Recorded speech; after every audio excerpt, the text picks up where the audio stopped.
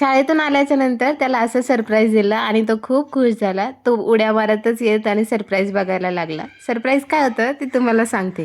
आज सकाळी काही कामानिमित्त बाहेर निघलो होतो, पण जिथे गेलो ते शॉप बंद असल्यामुळं परत येताना आम्हाला तिथे एक भंगारवाला दिसला.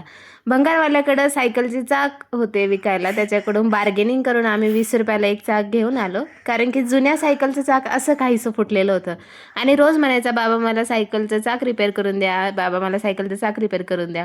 मग काय भंगारमधून ₹20 एक चाक आणलं. असे तिन्ही चाक घेऊन आलो. त्यानंतर सायकल घरी आणल्याच्या नंतर रिपेअर केलं. असं नाही आहे की नवीन सायकल घेऊन नाही देऊ शकत, पण मुलांना पण महत्त्व कळायला पाहिजे पैशाचं आणि प्रत्येक गोष्टीचं.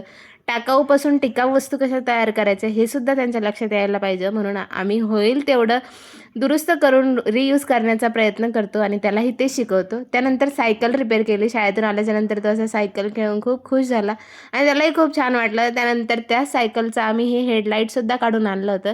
त्याचं आणि त्याच्या बाबांचं चाललं होतं की कसं जोडायचं त्याचं ते विचार करत होता आणि त्यांना सांगू लागला की रिपेअर करून द्या. चला, शेवटी त्या दोघांनी मिळून ते लावलंच. आणि व्हिडिओ कसा वाटला? आवडला असेल तर लाईक करा, शेअर करा, सबस्क्राईब करा. भेटूया अशाच एका नवीन व्हिडिओमध्ये. तोपर्यंत बाय. आणि हां, ₹60 मध्ये सायकल बनवली हां.